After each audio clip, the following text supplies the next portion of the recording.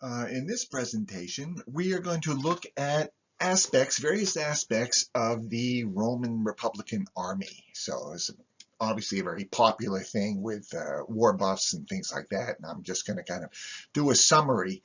But one point I would make always about the Roman military is that it was not only the most enduring institution of the Roman world, but the most professional institution as well.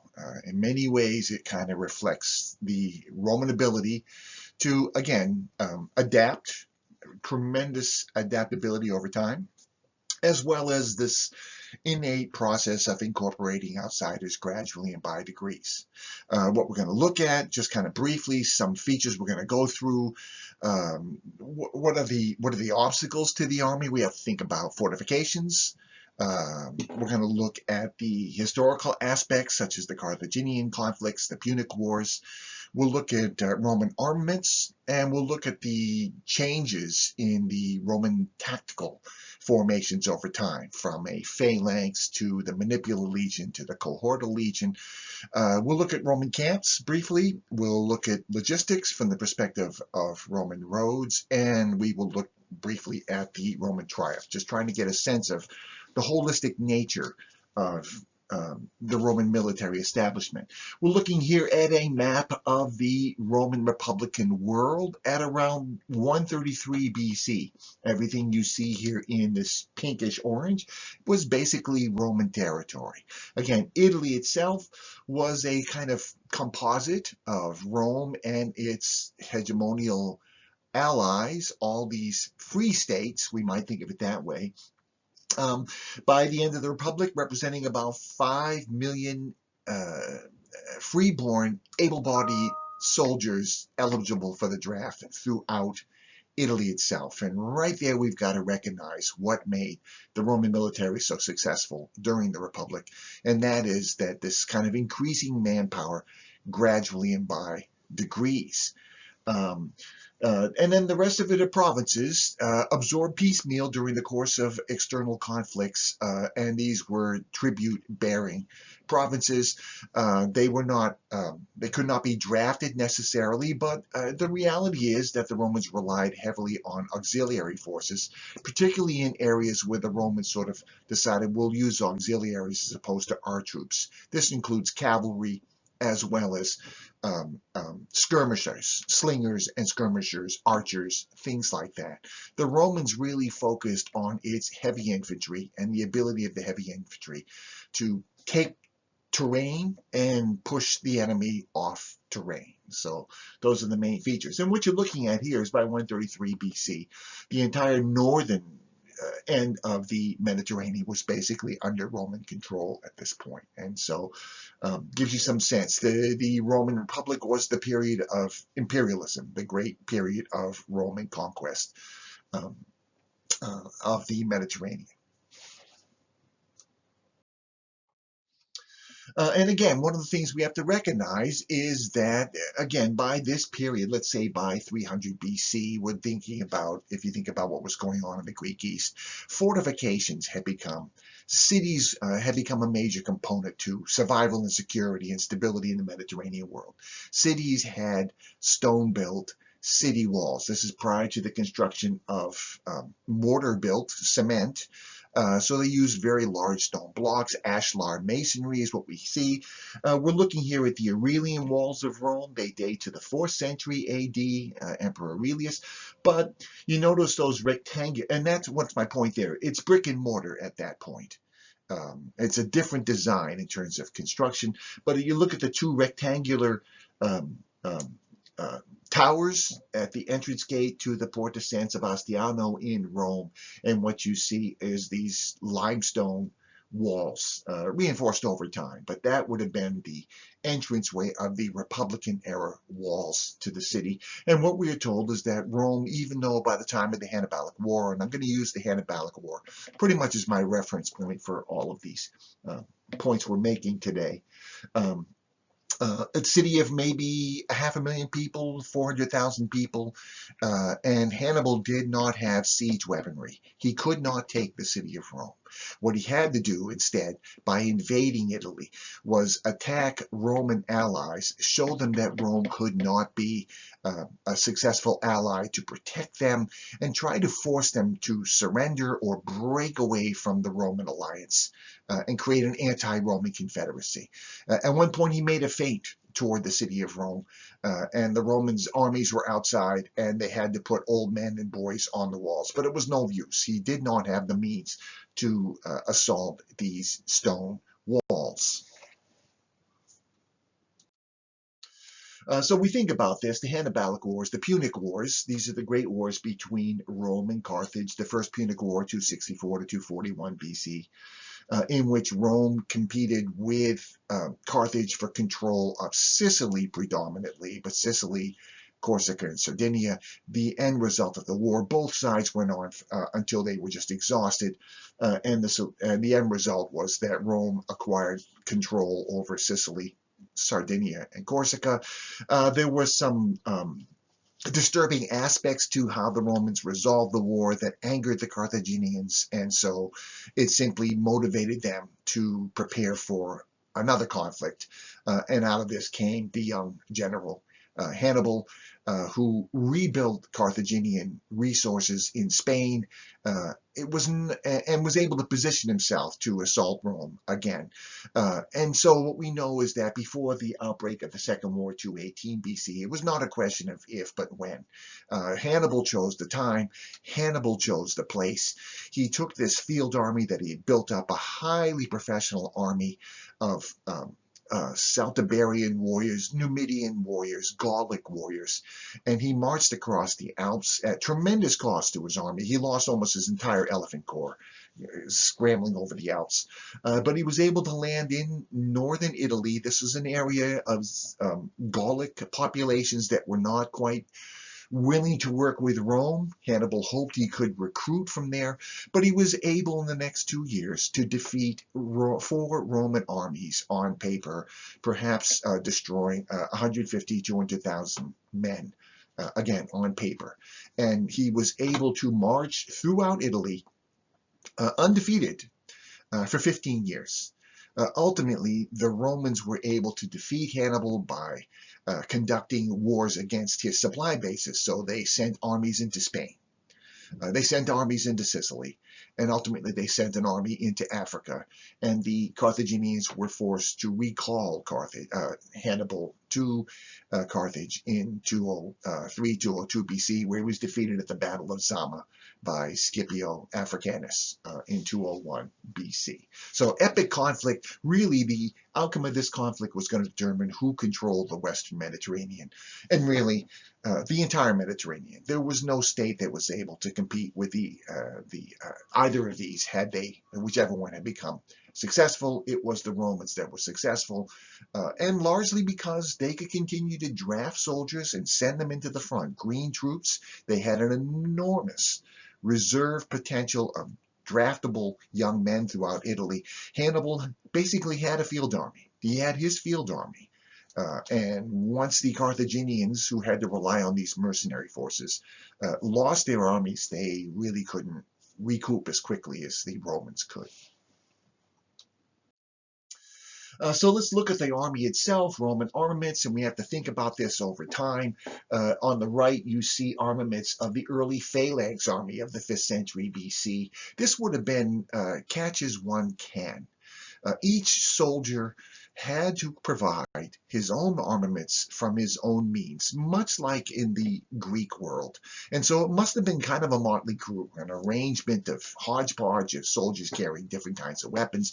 Those with the best armaments, a cuirass, a helmet, a broad shield, would have been in the front ranks, and others less well armed would have been in the rear in this regard. Over time, the Romans began to acquire a more mechanical way of producing weapons. Weapons dealers came into business. They followed the armies. If you lost your spear, you could go out of the camp and buy one, a replacement. And then ultimately, corporations would provide weaponry to the Roman army. These are the contractors, the Roman publicans. Increasingly a dependence on publicans for supply, logistics, and weaponry. By the end of the 2nd century BC, most of this is being provided for, but it would be given to the troops, deducted from their pay. Any replacements would have to be deducted from their pay. There was a camp bank to keep track of this sort of thing. But we can say that by the time of the Hannibalic War, if not slightly later, Roman weaponry became relatively uniform. And here we can see some examples of the kind of weaponry that was used at the time of the Hannibalic War, this kind of leather and metal cuirass, a wooden shield bossed with metal. And then to the right, you're looking at, I think it's a 4th or 5th century emblem of a corporation that produced weapons for the Roman imperial army. So again, I'll say professionalism in a number of ways, including maybe the emergence of a kind of military industrial complex that furnished the Roman army. And some examples, this is all photography from this reenactors in Britain. It's the 5th Legion. But that lower left leads to the next issue, which is Roman military formations and their change over time. So we have to start first with the phalanx. The Romans imitated the Greeks. The Roman kings created a census in order to organize a phalanx with the best armed troops in the front ranks. As the Romans, and we can look at this, I'm looking at the Macedonian phalanx of the 3rd century BC. We didn't really discuss this well enough when we talked about Greek warfare. What the Macedonians, following up on Greek innovations during the period of the Peloponnesian War in the early 4th century, a development of what we would call joint force tactics. So it's not just this broad phalanx, a heavily armored formation of heavily armored infantry, but they would have skirmishers out in front, and they would also use large formations of cavalry. And they might adjust the phalanx, put it weight on the left side or the right side, and then pivot so that the weighted side with 32 ranks as opposed to 12 ranks deep would swing into the enemy formation, the object being to break the lines, get within the lines, and then force the enemy to abandon the terrain. Now, before you can have the phalanx collide like that, they would use skirmishers and cavalry in formation to sort of pin down the enemy. You got your helmet up, you got your shields up because arrows are coming in, peltasts that would throw these very heavy spears that could penetrate armor, and cavalry whipping around you, large formations of cavalry, not only forcing you to pay attention to them, but also creating dust. So, and what's the purpose of all this? So that the enemy doesn't really perceive what your tactical arrangement is of your formation of the phalanx as it moves until it's too late. And that's what we hear repeatedly, is the enemy would only realize how the formation was aligned at the last possible minute. They might try to adjust on the fly, and that puts them in a vulnerable position of moving sideways and creating holes in their lines precisely at the moment of impact. Now, what the Macedonians did was move to another further development, and that is very, very large formations of cavalry, and even using them supposedly as a form of shock cavalry that could sort of swerve after moving. And the main thing about cavalry is movement. But they could swerve into and collide with the enemy phalanx, preferably sort of from behind or from an exposed flank.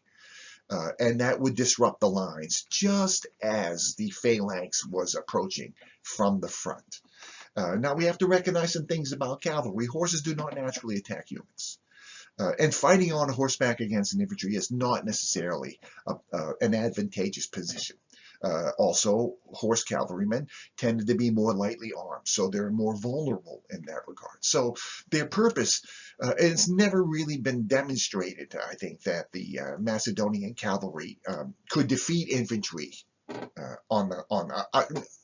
let's put it this way, a Macedonian cavalry versus a Macedonian phalanx could not drive a phalanx from the field. It's the phalanx that holds the field.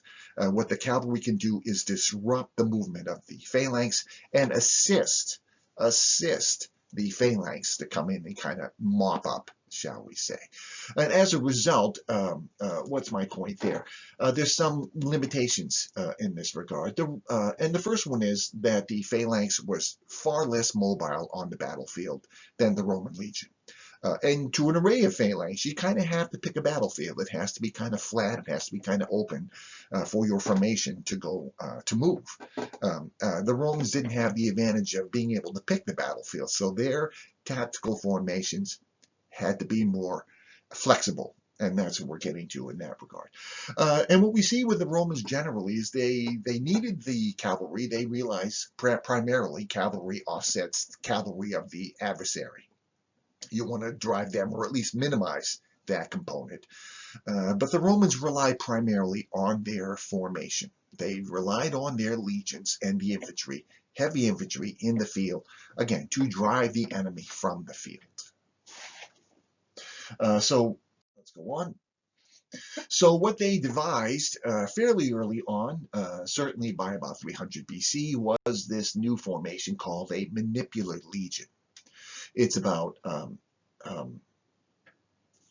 get the right number, about 5,800 men, composed of a number of companies, maniples of about 180 men each, basically all arrayed in the same way.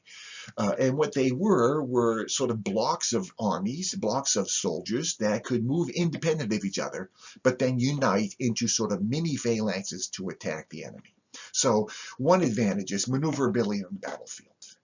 And one theory is they may have had to develop this thing when they were fighting with the Samnites up in the mountains in the forest where you just don't have open terrain to array a phalanx. So obviate obstacles on the field and then reform as mini phalanxes and attack. So that's the main component to it.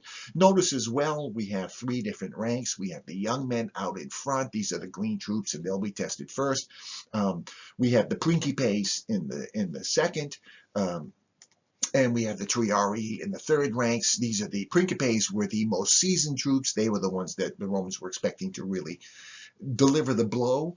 And then the triarii in the back, these are the men closest to retirement, closest they'd served their compulsory 16 years of military service, and they would only be used as a last resort. So you got the green hastati in the front, the principes in the middle, and then you've got the triarii in the third ranks. And what you would do is you'd send them in waves. So send in the hastati with the understanding they're just going to kind of test the resolve of the enemy, look for weak spots. You've got your general in the back watching what's going on.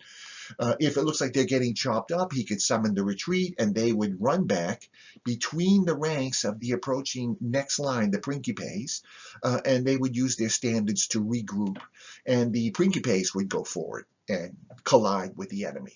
Hopefully that would be the convincing blow. But if that failed, the hastati were already reassembled. You could call a retreat, and you could do the repeat. So what we're talking about is reserve formations. First the first line, then the second line, then the first line again, and the second line again. And if necessary, all three lines could be thrown into the battle. As we hear at the Battle of Beneventum, the phalanx of King Pyrrhus of Epirus met the Roman legions on the battlefield. They collided 7 times. So first rank, second ranks, first, second again, third time, and then all at once. And he won. He won the battle. His general supposedly rode up to congratulate him on this victory. He looked out on the battlefield and saw all these very expensive mercenary troops lying dead out there, troops that he could not replace. And he said, well, one more victory like this and I'll be finished. And that's, again, we get back to the main difference between the Romans and these other armies. Macedonian kings had a field army. They had mercenary garrisons holding positions all over their empires, but they had one field army, and if they lost that field army, they were basically finished.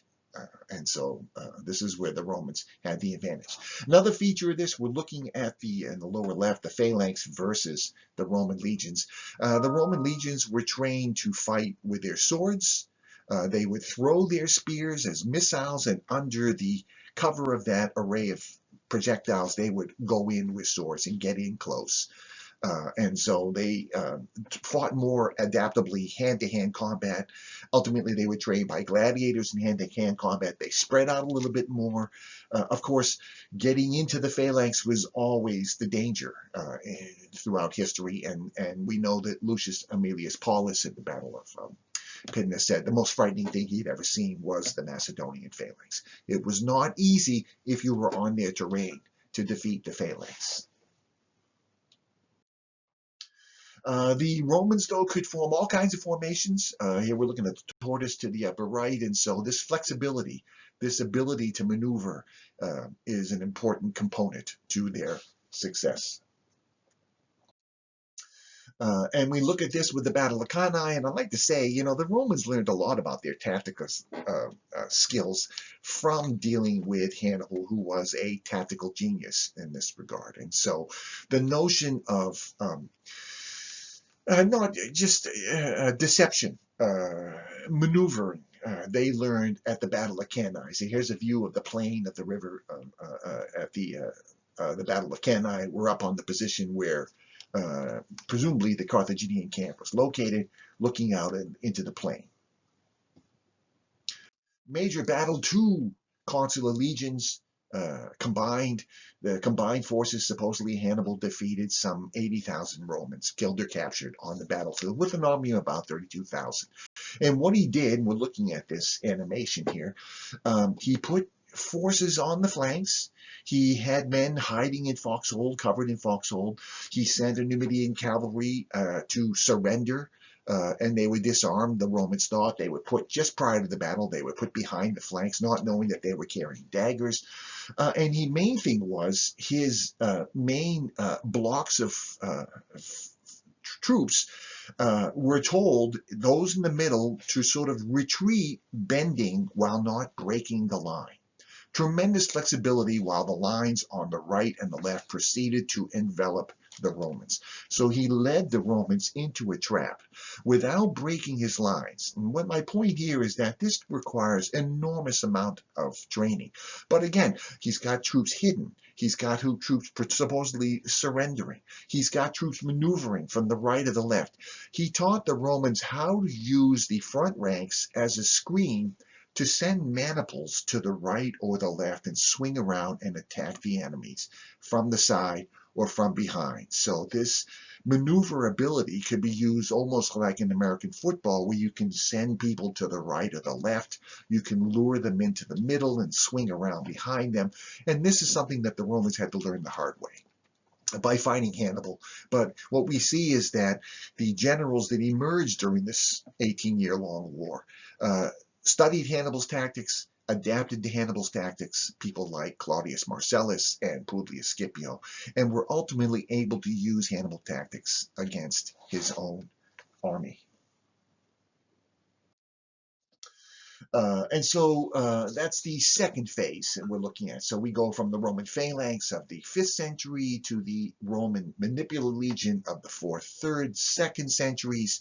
The Romans, using this formation, were able to defeat all major field armies arrayed against them on the Mediterranean, not only the Carthaginians, but the Macedonian kings during the 2nd century BC. And having conquered that whole region we just looked at on the northern flank of the Mediterranean, then the Romans had the next problem, which is what I would call garrison duty.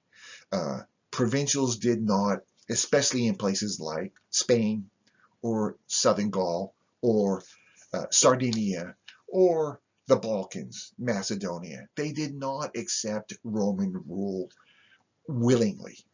And so you enter into a long process of pacification. The wars in Spain went on from the 3rd century BC all the way down to almost the middle of the 1st century BC. So 200 years. Macedonia, another hotspot. The Balkans, another hotspot. Cisalpine Gaul, another hotspot. It really wasn't Romanized until around 60 BC, we might say. And so the Romans found that they needed to adapt their formations, because this is guerrilla warfare. These are tribal warrior bands, kind of coming out of nowhere, hit and run, disappearing into the hinterlands. And there's no point in having a field army. We like to say Spain was a place where small armies were defeated and large armies starved to death. So a more adaptable system had to evolve. And what we see is that right there between 133 and 100 BC, the Roman leadership adapted to a new form, which we call the cohortal legion. A cohort of about 600 men, 10 to a legion, 6,000 men to a legion. The difference here, and arrayed on the battlefield, similar to the maniples, the difference here is that each cohort was essentially a mini legion with its own cooks, its own engineers, everything it needs to fight and bivouac independent of the legion. So you could send out a cohort to take a position somewhere, camp in a Gallic city, for example, holding it down, garrison duty, and it could fight independent of the other cohorts of the legion. And that's how you sort of tack down the landscape, as Caesar did in Gaul, spreading out his cohorts throughout this rural countryside in this way, and sort of whack-a-mole, able to attack and suppress these small-scale guerrilla war skirmishes as they arose this time. And so that was the next step of Roman military development of their formations. So what can we say? In summary, with respect to the cohortal legion, armaments were increasingly prepared by publican companies. And we're told that Spartacus, the slave gladiator who rebelled, he seized a production center in Tarentum and was able to arm his slave army in 73 BC. Apparently there were plenty of arms, and he was able to arm these unarmed mob that was following him at that time. By this point as well, really by the time of the Hannibalic War, the troops were at least half of Italian origin, not Roman. But by the late Republic, they were mainly Italian. Caesar began his campaigns in Gaul with 4 legions, and by 49 BC, a decade later, he had 11 legions, mostly recruited in Cisalpine Gaul from Roman and Italian colonists, or Gallic elements that had assimilated to Roman culture. Okay. Extensive use of auxiliaries, particularly skirmishers and cavalry. And we have repeated instances over time of service being rewarded at the end of their service with citizenship and land. And we can see this as early as Marius getting a Spanish cavalry detachment, a colonial status in Spain. Caesar rewarded Gallic allied leaders with senatorial rank. This is something that really riled up the Roman populace, for example. And we're even told the story of Marcus Antonius after his Caesar's assassination. He was kind of competing with Octavian to build a private army. He was trying to convince Cretan archers, a detachment, to join his army by saying how much. If you serve with me, you'll serve with distinction, and by the end, I'll offer you Roman citizenship. And at the end, after it was translated, they responded in Greek, and it was translated to him, we don't need your citizenship. We want to hear about cash. What are you going to pay us? Mercenary elements in that regard. And then this aspect of colonization extended overseas. Gaius Gracchus, after the destruction of Carthage in 146 BC, he refounded it in 123, 122 BC. Marius founded colonies in North Africa, southern Gaul, and Spain. Pompey put up colonies, particularly in Cilicia, for example. And so it's a combination of things. It is Italian, I would say, populations being given land overseas and helping to Romanize the provinces. But it's also a process of Romanization. And from these colonists will arise the elites that will run the Roman Empire. I always point to the Aeolian dynasty of Trajan and Hadrian. These were large landowners. These emperors in Baetica, they controlled enormous production of olive oil and wine along the Guadalquivir River, and they were apparently descended from Italian colonies that had been implanted there during the late Republic. Some other features we need to see, that everything about the Roman army was professional, as I pointed out in the other lecture, including the need to build a camp. It was expected of a Roman general that he would build a camp wherever he was. He did not bivouac without a camp. If he did and he was overrun and defeated, he could be court-martialed for this. And so part of the Roman operations was Roman troops carrying digging tools, and they would build earthen terrain, as we see right here. They would create the rectangular camp with the streets based on the alignment of the map, north, south, east, west. The general would have his tent in the middle, and every cohort or every maniple knew the position of its tents, where to dig latrines, where to build the kitchen. Everybody had a duty roster. Everybody had a job besides being a soldier in this regard. And as a result, they could leave their supplies there, go off and fight a battle. If they were defeated, they could retreat within the camp, send a message to Rome, we've been defeated, we're at such and such a location, we've got enough supplies for 2 weeks, send reinforcements.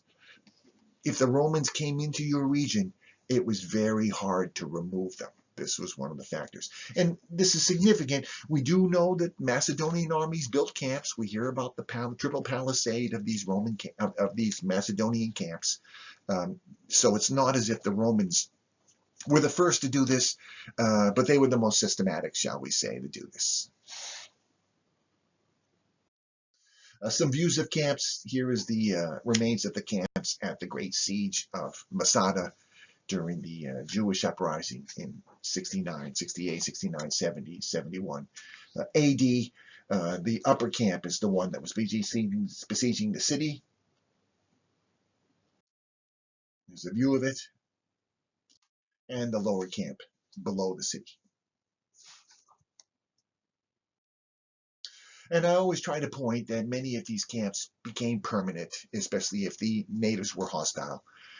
A Roman colony might take effect there, and over time, the natives, by trading with these Romans, would become assimilated. They would learn Latin, they would learn how the Romans conduct their business, and become Romanized in this manner.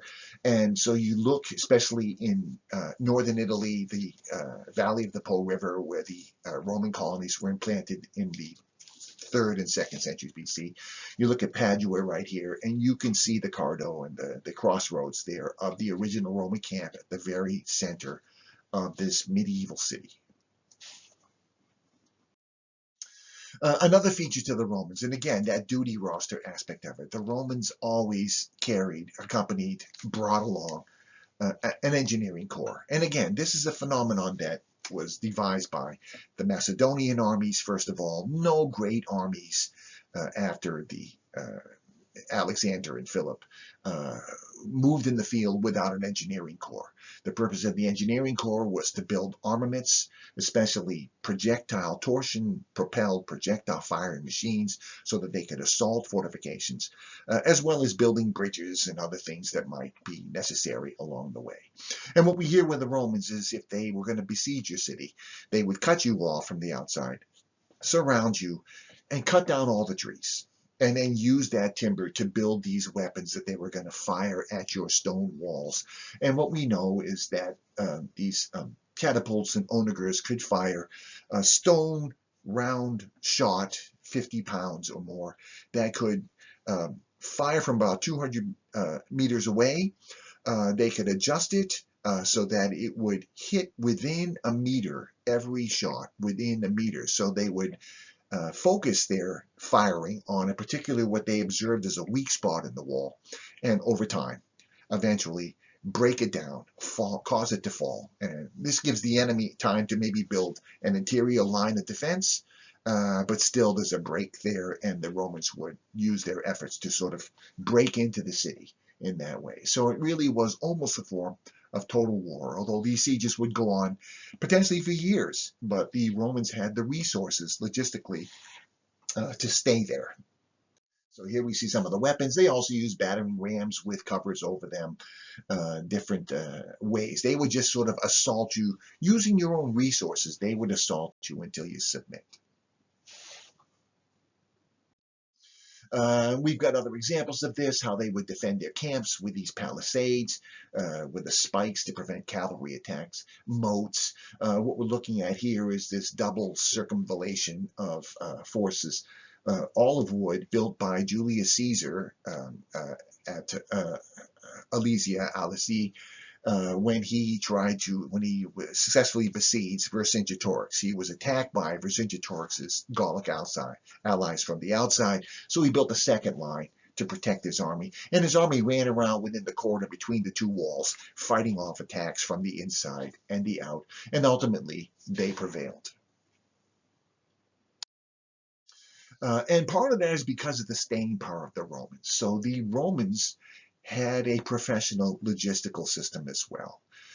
And this is where they really surpassed most of these other armies. We have a few examples.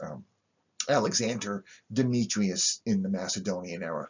But the Romans used private companies, so publicans again, to contract to supply Roman armies in the field.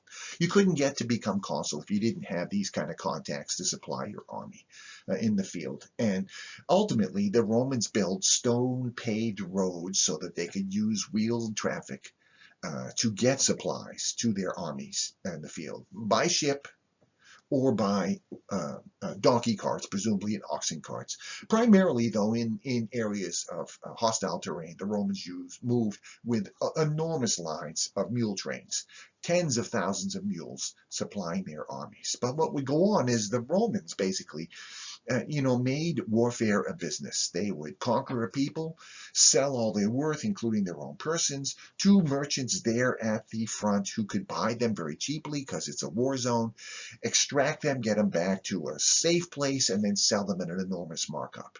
And so this logistical supply system of these camp-following merchants and publicans sort of depended on the Roman military as a means to wealth. And many of these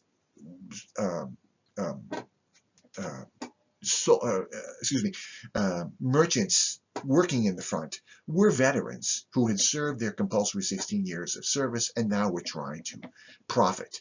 They were perfectly capable of moving bodies of slaves out of a war zone because they were basically heavily armed themselves and moved like small armies themselves. But what we see is where Roman armies moved, if they're there permanently, you end up with Roman roads to make sure that reinforcements and supplies could arrive at them. And to show you how ubiquitous they were, we're looking at Roman roads that we identified in our survey in Rough Cilicia. This is of the imperial era, but you can see the basic bedding. You kind of cut into the steep scarp, and we're above 800 meters at both of these roads. They're going up onto the plateau of Anatolia. But they create a flat bed, and then they put all these stone chips into the bed to create kind of a bedding that the wagons could then roll over. And then lastly, another sort of emblem of the Roman military were the triumphs. So you defeat an enemy on the battlefield, it's a glorious victory, and your troops would immediately start pounding their shields and spears together and proclaiming you as an induperator, an imperator, a triumphing Roman general. You would then send an embassy of your officers and these camp-following merchants back to Rome to testify before the Senate that a major victory had been won, entitling you to a triumph. If the Senate, and it would, well, that's not so fast. How do we know it was a major victory? So they would get the evidence. They would award you a triumph. You would come back to Rome with your booty. You would stay outside the walls until your last day of Imperium, and then you would march in, dressed as Jupiter for a day, in a 4-horse chariot with beautiful white horses. And you would march, parade. The army would go in first, singing ribald songs about your prowess. Bands of prisoners, kings and princes in chains would be dragged on in front of you. Wagon loads of booty to show the wealth. And then finally you get to ride into a Tecate parade with the whole city going crazy for you, because they know that what's going to follow. It would march through the sacred way in Rome, sacrifice performed to Capitoline Jupiter, and then off to the Circus Maximus, where you would inaugurate perhaps a week-long process of games. You might feed the city at your own expense and give them all the wine they want, just a giant party for the Romans so that they would say, boy, he has got to be the greatest general we've ever had. His name was Scipio. Boy, I'm going to vote for Cornelius Scipio the next time around. So it was a way to uh, um, uh, implant yourself as the leading, triumphing, most successful general of your era, but also to plow it in so that your next generation would have a step up in the pursuit of senatorial careers for themselves.